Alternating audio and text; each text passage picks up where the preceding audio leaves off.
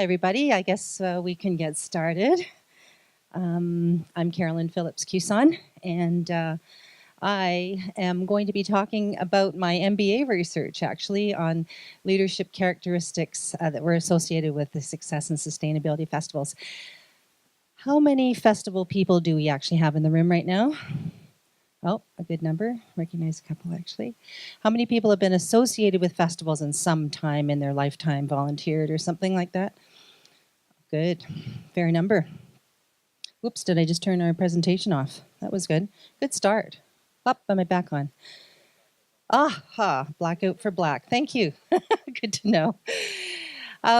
So does anybody recognize this particular festival? There's a prize in it if you do. Maybe this is a hint here. There's me in the summertime.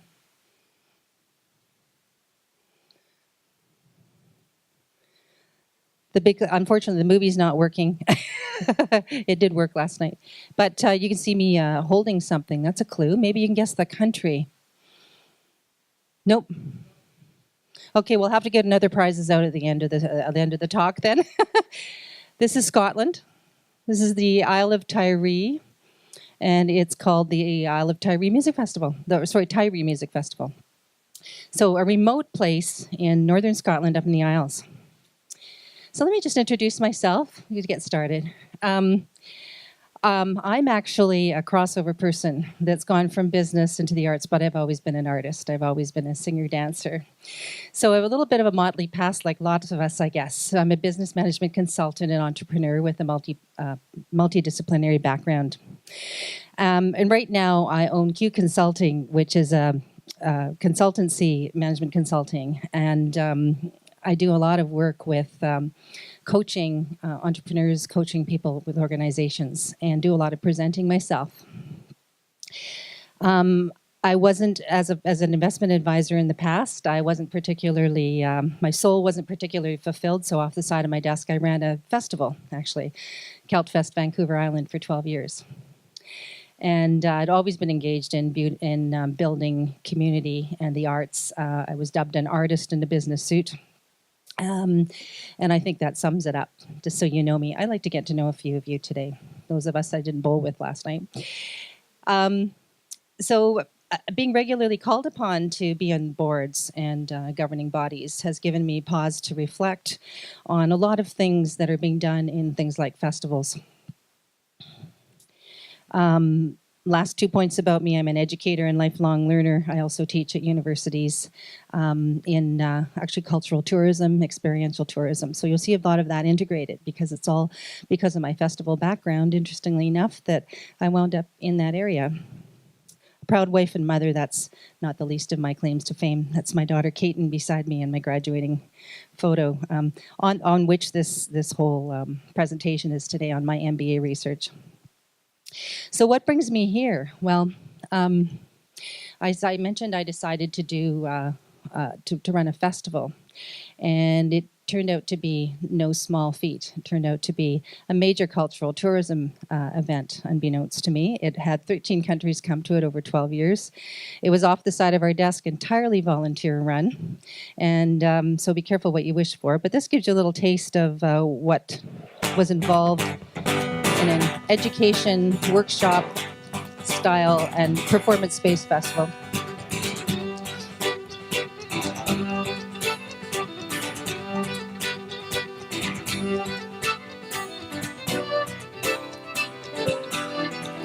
You'll recognize a little bit of Nova Scotia content here. I see some smiles. A little bit of Quebecois content. That's Edith Butler. Those are my dancers performing, actually. Barra McNeil's. A little bit of Mary Jane Lamond. And you see Macmorran's feet there. It's funny, I'm in an audience that actually recognizes these people. I'm from BC, by the way, the other island across the country.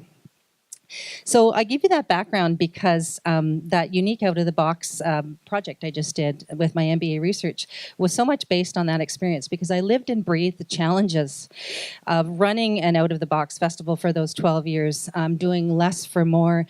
And I also ran across some extremely visionary people, some very amazing people, particularly at conferences like Celtic Colors Conference, where there were some people really doing very well in the festival world.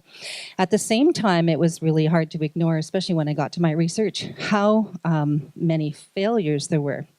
Well-conceived, amazing festivals that attended, that had good attendance, great ideas. So I asked myself first when I went to do my research, what was I passionate enough to spend a whole year doing? And I would not even have thought of doing this because of my background being so heavily to do with other things in business. But I was talked into this actually by people in the university, other people that I've been in boards with. And so since embarking on my research, actually, and then winding up in the university environment, I realized, and I'm sure a lot of people in the room can relate to this or don't know if you've even thought of it, while you're busy working and putting these great events together, you don't realize you're actually part of a global movement. And in this case, it's the rise of experiential and cultural tourism. This is actually an Ontario sort of model here. It depicts the global framework, the global movement towards experiential tourism. So, and that's just simply a term meaning that you're creating direct experience for the traveler. And it is, by the way, of that, it's the fastest growing area of any kind of tourism, experiential tourism, but cultural tourism is the fastest within that. So how many people actually here have what you call cultural type festivals that are tourism related? Royce does?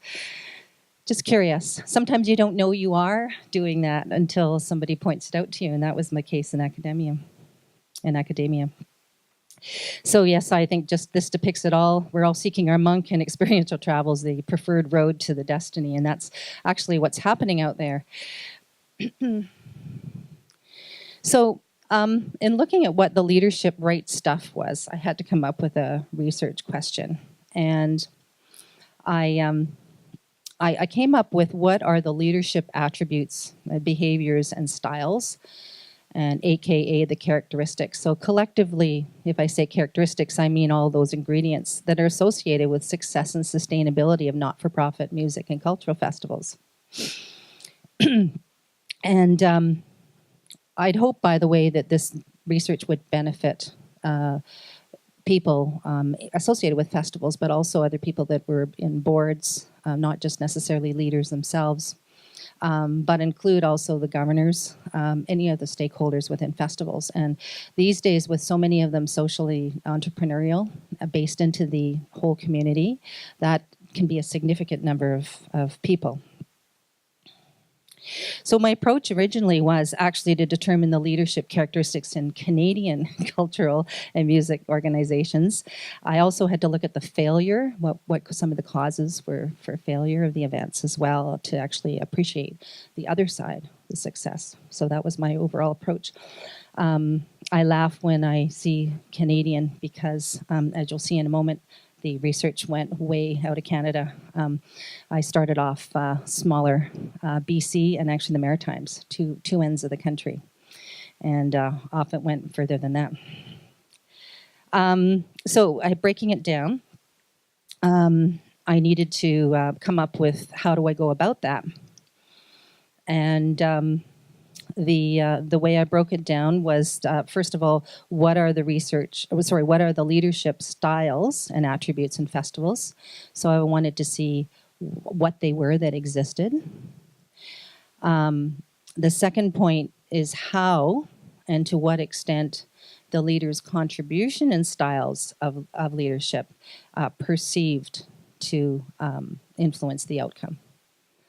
And then thirdly, did the leadership styles in the successful festivals align with those optimal ones? So strategic leadership and emotional intelligence styles, and I'll look at that in a minute. And again, I was only comparing it to mainstream business research, because that's literature and writing and research ahead of me, because that's all there was available. There was nothing in the festival world available. So my methodology, to go about this to get started. As I said, there was no lack of leadership mainstream literature. And as we all know, leadership's a big topic everywhere in the world, especially south of the border right now. So you might relate to some of these styles I'm going to talk about. So you'll get that mainstream. Business has a lot written on it as well, but nothing particularly, really very little in the arts. Unless somebody can correct me later, I would love to talk to, I know some people, I've heard from some people ahead of time that are attending the conference that they're academics or they're doing some things like this on the side. I'd be very much willing to talk and compare my notes. And by the way, anybody who was interested in a research paper, it's great reading, especially before you go to bed. A few pages, like 100, but worthwhile sometimes if you're interested in this. So really what I could find in the in mainstream literature was kind of what defines a leader. Vision, because so much is written as vision, and because festivals being products of passion, and vision being a big ingredient in creative, creative expertise. That was an area I could write on, could research well. Leadership. That was strategic definitions. Now that's been going on for about 30 years. What is a strategic leader? And as opposed to what else? And I also looked at the leadership styles and models. And the two frameworks we'll talk about mostly are strategic leadership and emotional intelligence. And then the other thing I thought would be really good is to look at leadership in the context of not-for-profit organizations, because actually how many people here are associated with not-for-profit? They would call themselves that, okay. Who's for-profit? Okay, and who would, okay, great. And who would be somewhere in between? Because there's that going on now. Social enterprise, especially here. Okay, this is really good. That's about, just jumping ahead, there were over 70 organizations that wound up in my research. I started off with 6 and it grew to 70 within a year. I think when I saw the data, it was something like 2% that came back, or actually out of 70. Yeah, it would be about that.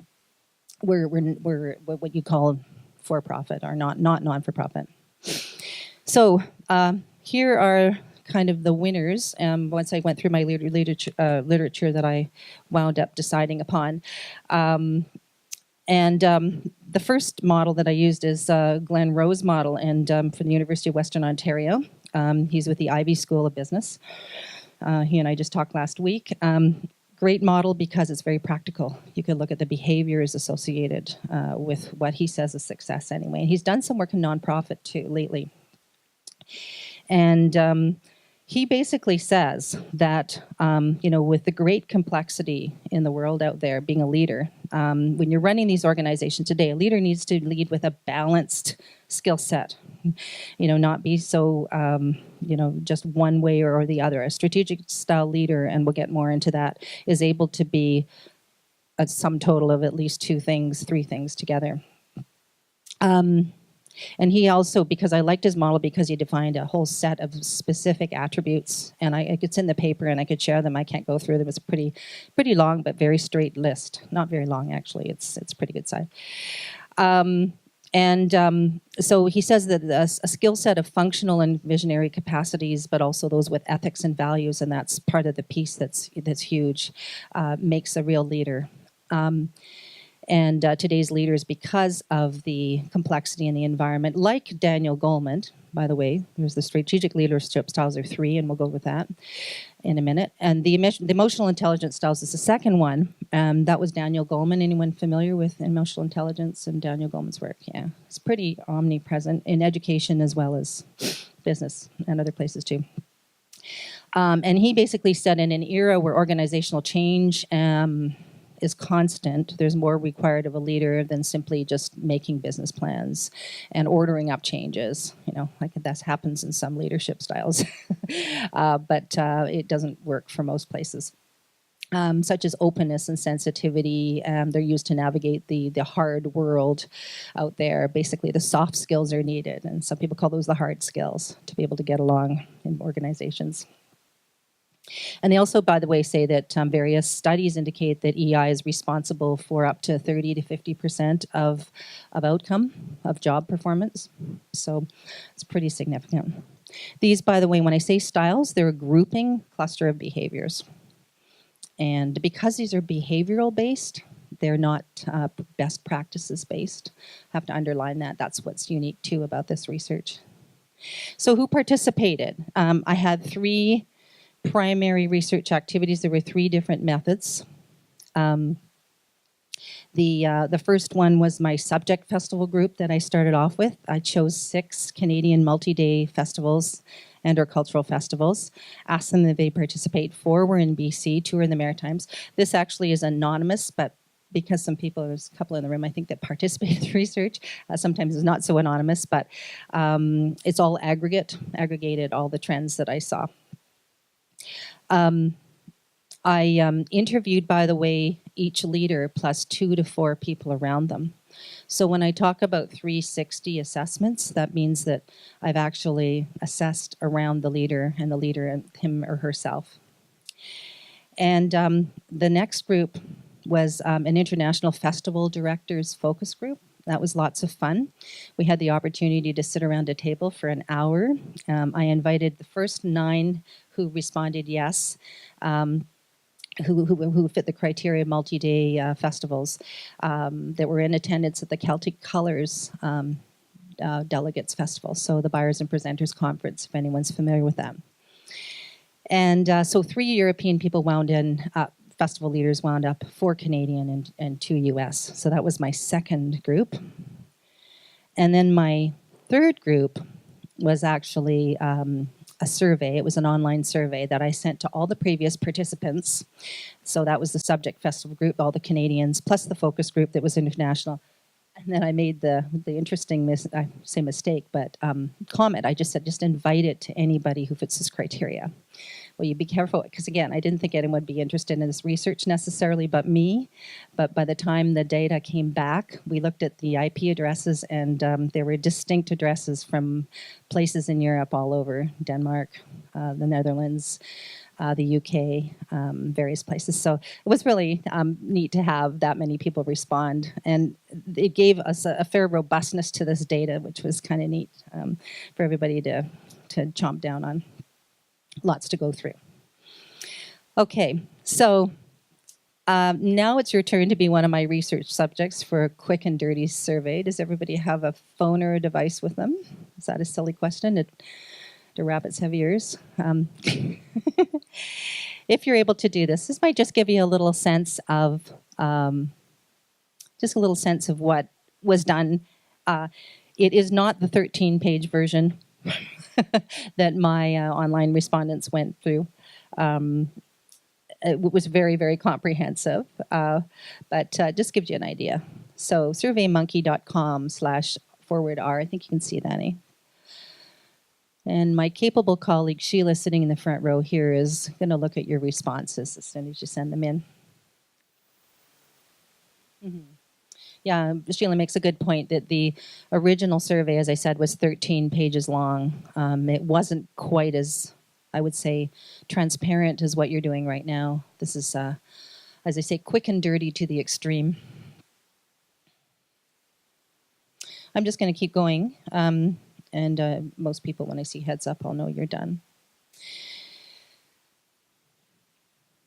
If your head's not up, you won't miss a whole lot. I'm just basically talking here about what the optimal leadership styles were of the 2 that I chose. I use these as a lens for all the study because they seem to be resonating with everybody in the individual interviews and certainly in the focus group. And so for an optimal leader in this strategic leadership style, basically what it's measuring is your ability to influence others to voluntarily make day-to-day decisions and enhance the long-term viability of the organization, while at the same time maintaining short and long-term financial stability. That's Glenn Rowe's definition of what a strategic leader is. So I chose with that. He makes a point of making sure that strategic leader, by the way, is the only one that he considers is able to affect the short-term success and long-term sustainability, as opposed to the other styles. Emotional intelligence, on the other hand, lots of people know about that, is the capacity for recognizing one's own feelings and those of others, for motivating yourselves and other people, and managing your emotions in yourselves and others. So my question was, do we have strategic leaders in the festival world? Do we have emotionally intelligent leaders? Should we? Like, just because the business world says we should. So here's a little bit of detail on a need-to-know basis so you can understand what my findings were. By the way, has everybody finished their... You couldn't get it? Oh, that didn't work? Oh, worked for you? Okay. So one person could get through? Did I have more than one people? Just say yes if you hear your voices. Okay, that's good. All right, we got 6 to work with anyway. So what's the verdict, Sheila? Drum roll. Okay, so interesting. First of all, I should ask you: do you think you answered honestly? It's a tough one, isn't it? Do you think that your coworkers or colleagues or people that know you well would have answered the same way as you did? All right. So there's where the 360 comes in, when you have people from outside around you that are... I see nods. I think some people are in the corporate world as well. So the verdict, by the way. What that was measuring, by the way, was that strategic leader I talked about that has that real ability to do visionary, managerial, and strategic short-term, long-term objectives. So, all right, you measured yourself out almost 7 out of 10. That's good, on average, again. So basically what that's saying is there's some fairly good, strong presence of strategic leadership style in here. But I'm going to give you a little bit more so you understand what that means, because it's important. Yeah, we're good. Yeah. So the managerial leader and the visionary and the strategic, okay, of the 3. The first one is a managerial, the one that's does well in functional areas, financial controls, day-to-day activities, linear thinking people, decisions relative to internal and external environments they think are determined very much by an environment. And they often think more short-term and least cost decision-making. In the banking world, I sure worked with a lot of people like that. Visionary, on the other hand, again, nobody's even one category or the other, but another category of leader is the visionary who shapes ideas, who's proactive, influences others well, ensures future of the organization by developing people, gets into complex decision-making, and relates to people in empathetic ways, generally tends to. Thinks non-linearly as well, and has strategic choice sort of in, thinking that how they make a decision is going to influence outcome. It's not just the environment. So here's the optimal one. The optimal one is somebody who can combine those 2 things, plus have a strong emphasis on ethical behavior and value-based decisions, implement strategies for both immediate impact and long-term goals.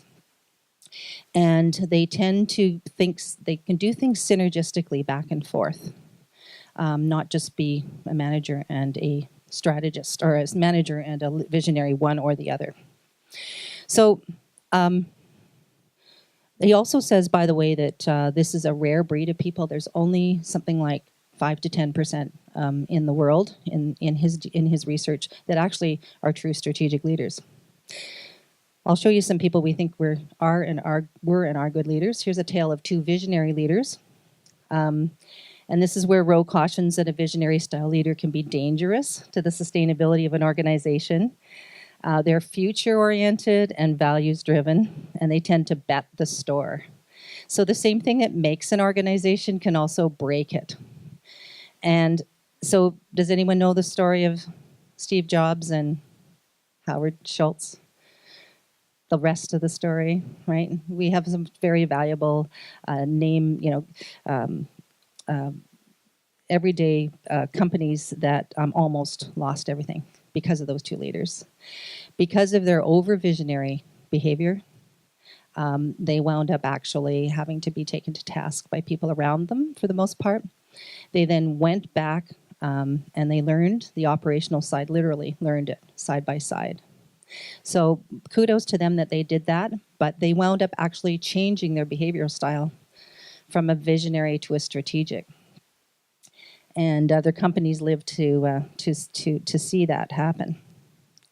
So Rose saying that basically, the one type of leader, a strategic style leader that can do both management and managerial and be a visionary and have values and ethics are the best leader.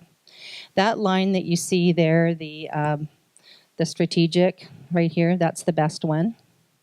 That's one leader. Now, what we often have with festivals, and I spent quite a long time looking at this, is EDs and ADs. How many people have EDs and ADs as opposed to one strategic leader, like an artistic director and an ED? Yeah, okay. That's a common thing. I spent a fair amount of time talking to festivals about how that works. So this is the equivalent for what Rose Framer would say: visionary and managerial leader together are two different leaders, and that's usually the outcome, not as good. Again, this is just a clear graph on it. The visionary doesn't last as long in the role, and I certainly, in my research data, we'll see how much we get to today, but really bore that out, where you put a pure visionary in holding the reins entirely, and they let their vision go with it. Again, these sound like they're caricatures, but they happen in real life, where somebody who displays this visionary tendency as a leader generally has a shorter term of existence in the role. A managerial will often go longer before there's decline. Again, these are just models. They were ones that I worked from. And I'm going to show you how the findings on that basis charted with real people. All right. So here's charting our findings. Here's the key takeaways here. This is our Canadian festival group. Again, those 6 festivals, 2 in the Maritimes, 4 in BC. 3 out of the 6 of the Canadian festival group leaders coded as strategic leaders. So right around here, see this cluster? Now I should explain, by the way, it looks like there's more than 3. If you look at Festival A, the blue, the yellow, and the green dot, those are 3 leaders in the same festival. This was the festival that went down in its 3rd year. And you'll see that they had 1 leader of each type. They had a visionary, they had a managerial, and they had a strategic. I spent a lot of time actually talking to people there because I was a contractor in that particular festival. I was doing some of the artistic side, the dancing actually. And I had some frame of reference, and this is one of the reasons I got talked into doing this project in the first place. So the 3rd leader, the strategic leader, they didn't listen to, came in too late. That's basically the short story there. The visionary was considered aloof, really hard to, people are laughing at that, but had great ideas, wonderful great ideas. I sat for hours and watched the slides because I was part of the committee. The first one was the manager, very military-like. Command, command, command, command. We're going to talk about that, emotional intelligence. Again, I'm just displaying behaviors. I'm not making judgments on individuals, but just was very managerial, like task, task, task, task, task. Everything, timeline, everything. So 3 different styles. You'd think it would work, but it didn't. So this is how it associates. It's not cause and effect necessarily. You know, any of you scientific brains in there, I'm not saying it's because, but that's what happened. So it's funny that all the other festivals of varying by, they're all outlined on my study, by the way. Festival A was like, again, died. Goes all the way out, by the way, to a festival C.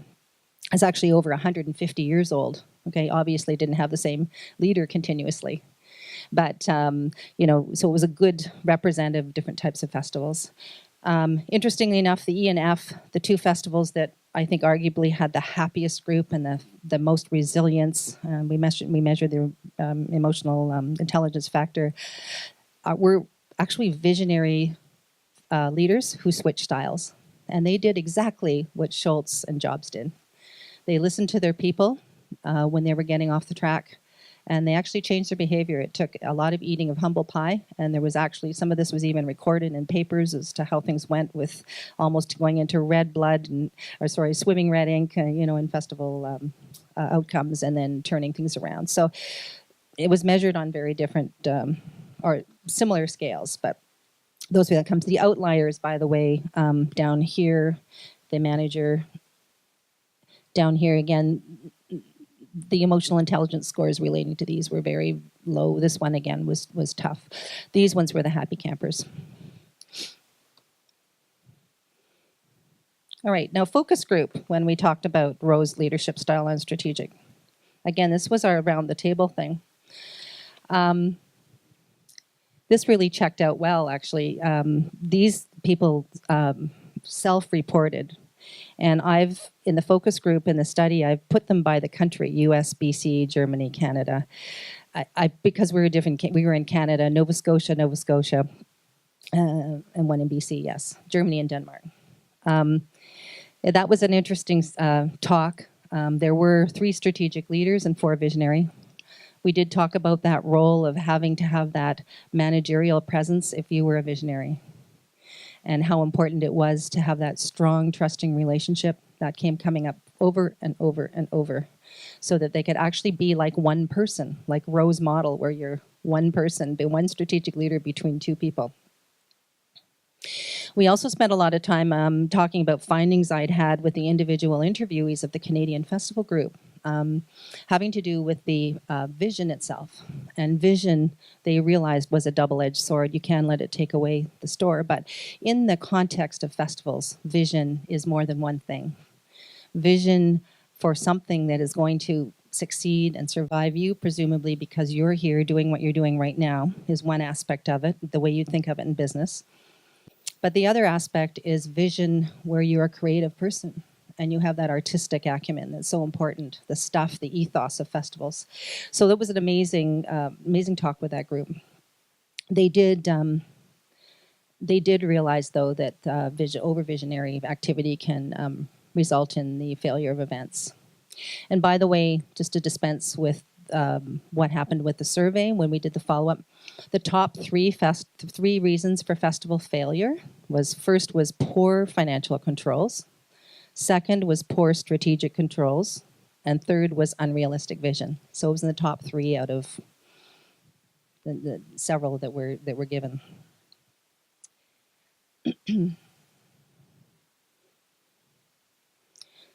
So I told you we were going to talk about the leadership and short-term versus long-term success.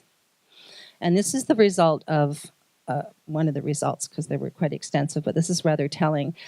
It was asked to what extent the festival is attaining or succeeding its goals overall, and then breaking it down short versus long-term. And what wound up happening is that there was a much bigger difference for short and long-term leader attaining their key success factors. Visionary style leaders were seen to be marginally more effective short-term. Interesting, because that's what we just saw in the theory. And the strategic style leaders were much more effective in their perceived strength on a scale of 1 to 10 long-term, quite considerably. So if you look at the short-term, this is getting the success factors now. This is short-term, question 12A. This is long-term. You can see that that this is how it broke down the strategic leaders. So long-term sustainability, as far as the package, like this is, by the way, this was data compiled over, as I say, a huge number of questions. So in some, visionaries were only 6 out of 10, whereas managerials were 6 in achieving long-term sustainability for the organization. And the strategic leaders were 8.2, which is a little bit more. So it was rather interesting to have that happen. By the way, the key success factors were all outlined. I will, again, get to that. So they were actually nominated. People told us what those factors were. So, yeah, so visionary style leaders and strategic were rated much more effective long-term. So I was really interested to, because I hang around a lot of nerds these days, to find out what happens when you split the data. And you look and you see festivals with a higher attainment of success versus those with a lower attainment of success. And when I say KSFs, that's just key success factors. Are they getting those factors we talked about? And then the KPIs are the measures. So how are they measuring it was also talked about, but really are they getting there regardless of what they are? So the results were rather interesting as well when you split the data between those two groups. Group A was stronger on all styles by far. So in other words, they had people that had distinct styles, again, on the strength of how they showed behaviors. But this is much more interesting. Group A was much more frequently headed by strategic leaders, by at least double. So did the biz theory hold up in the festival world? Yes and no, but mostly yes. We know that it's a really strong predictor of success and sustainability, or certainly it's associated with. Have to be careful about predictions. We know about the dangerous visionary, that they really do exist in the festival world. There were so many accounts of that from so many people who had been in festivals for so long. That's all I can say about that, other than the numbers that showed that. The over-managerial people that were the taskmaster I talked about, and that kind of behavior, or the over-visionaries, they actually were kind of turn-offs to people, and they found out that they were losing a lot of volunteers because of that type of behavior. And that happened in a number of surprise festivals. Visionaries can appear aloof, and they have to be held in check. Where there are two leaders that exist, the primary, by the way, this is another thing Rose said, the primary leader should be the visionary. It shouldn't be the manager. If that person comes in a nice, neat package of having those skills. And that leaders can change their styles by changing their behaviors. In the Canadian Festival group alone, it was pretty significant. And anecdotally, the people around them talked about what it took to get that leader to listen and how they took the steps. I did a little bit of analysis too on creating an open learning environment within an organization, and that was an A++. Again, surprise, but those people worked around them, talked about the impact of that. So the only thing that was really different is a strategic leader rare or not? Apparently not in the festival world, really. And that's interesting. Yes.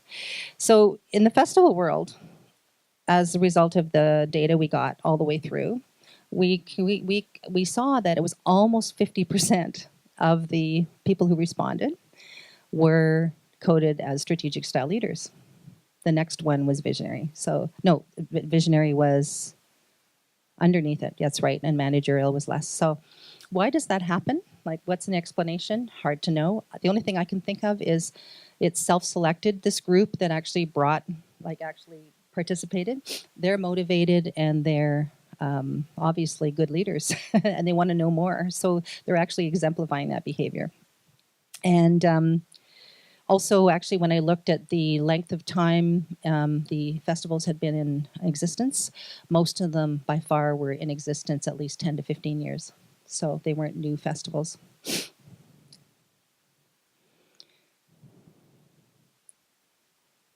Did I just black us out? No, thank you. So harking over to the EI styles, which many of you are familiar with. This is Goleman's 6 styles: visionary, coaching, democratic, affiliative, pace setting, and commanding. And Goleman just basically said that those ones that you see in peach are the best ones. Like, who doesn't want to work with a visionary who's coaches, who's democratic, affiliative? The 2 he said that should be avoided, and if used at all, should be used very sparingly, are pace setting and commanding. And the other part of this thing was very easy to follow is leaders should know how to switch styles. They shouldn't stay just in one style. They should use regularly 2 to 4 types of styles. So I thought, okay, let's see how that works with our festival leaders. This is, by the way, a busy thing. The only thing I'd say at the bottom is the climate that people who stay in these are stuck in these styles. Commanding is negative. Visionary is supposed to be most strongly positive. Someone who's affiliative is positive. Someone who's democratic is positive. Pace setting is the other negative, and coaching is positive. So looking at the results in that festival group, the first one, interestingly enough, not surprising, the festival A wound up with the most pace setting and the most commanding style of the leaders. So that is the one that went down. The 2 most positive, I would say, there were a lot of really good festivals, but I think the happiest people that I interviewed, E and F, You'll notice that's another thing they are using, pace setting, that dark blue line. So it exists. It's not like the when I say pace setting behavior, that's the one that steps up the pace, is a little bit more, not quite commanding, but that's supposed to be negative behavior. Because the underlying competencies within that are heavily coaching and empathy, I looked at that to see what that looked like. And I charted that, coaching and empathy, and you'll see that again, the negative impact of the outcomes seem to be really associated with people that lacked that. And I'll talk, again, it's outlined in the paper. I don't have time to talk about it here, but the staff and board relationships I registered as dysfunctional and functional and strong, remotely strong. So interestingly enough, it paralleled certainly the strategic leader thing as far as outcomes and how people said things were going. There's a chart with all of it. Again, it's interesting to follow along what people said were the outcomes given certain behaviors, how they associated. I'll just go forward with the leadership styles again. Now, this one was interesting. Again, I asked the focus group around the table with me how they would see themselves. That shouldn't say always or mostly, and sometimes. And you'll see the people that were commanding. There are quite few people that even used commanding style, which again, Goleman says is behavior that doesn't help. So there they were using commanding behavior, quite a lot more than you'd expect, pace setting. So this checked out. Obviously, they're doing more than 1 to 3 to 4 styles. They spent quite a time talking about that. Empathy, again, is in both models there, and it was most prevalent. It's the most prevalent competency in both models, especially Goleman. So I wanted to measure that. But what came out really, really strongly, which is another exception to Goleman's theory, is that there was more coaching needed, especially with volunteers, than was given. In this case, even in the strong leader styles, the leaders just simply didn't categorize as coaches.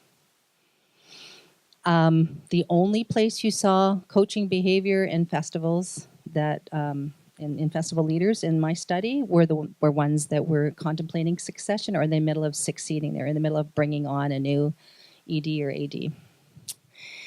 And the informant's perceptions, by the way, as far as coaching changed when leaders started to coach. So those people that were leaving their posts, there were 2 of them in this case of the 6 festivals, and the Canadian one, when they started mentoring people, interesting, well, I guess it's just human nature, people just liked them more.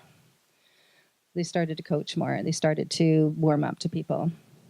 And that stood up. There was a question in my survey at the very end was, what is it you are getting or that you really do want and how versus what are you getting? And clear, compelling direction was something that they really felt they wanted. And I think there were a number of people that straddled the volunteer category with people that were staff that answered that.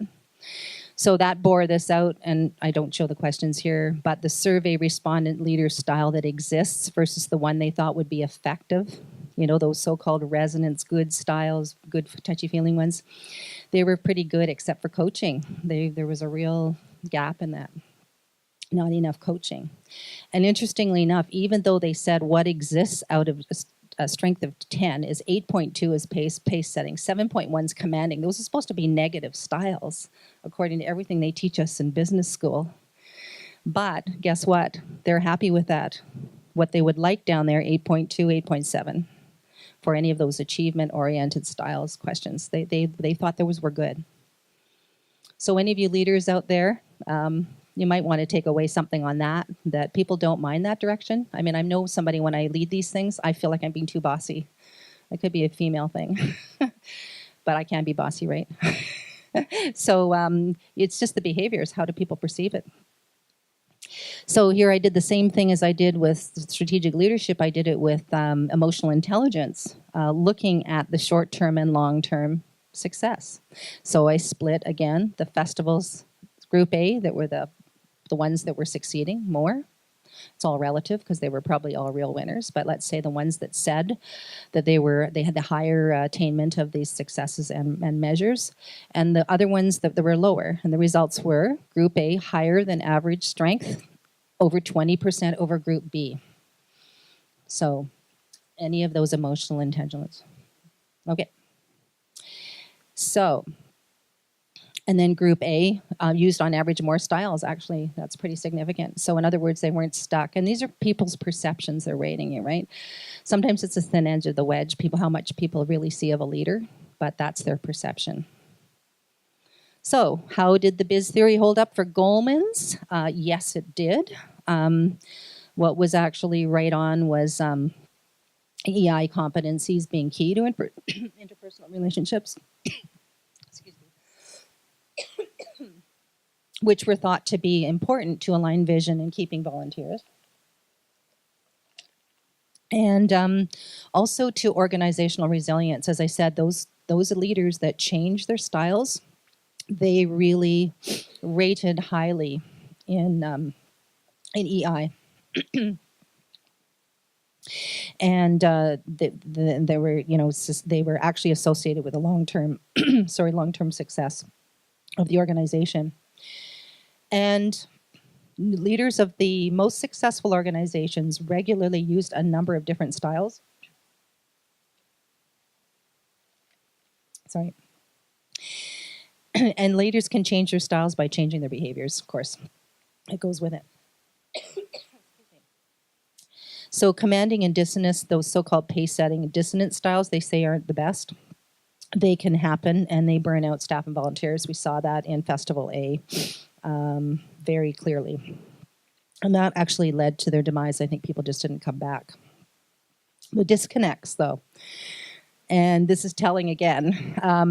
The leaders of successful festivals did use those pace-setting and commanding, those bossy styles I talked about. You just had to know when to do it and how to do it. If only life could be that easy. They did not necessarily score highly in empathy or coaching, though. They were seen on as good leaders and everything, but they didn't, again, those ones, unless they were training new people to take their place, no one really saw them as high in empathy or coaching. They didn't display that behavior.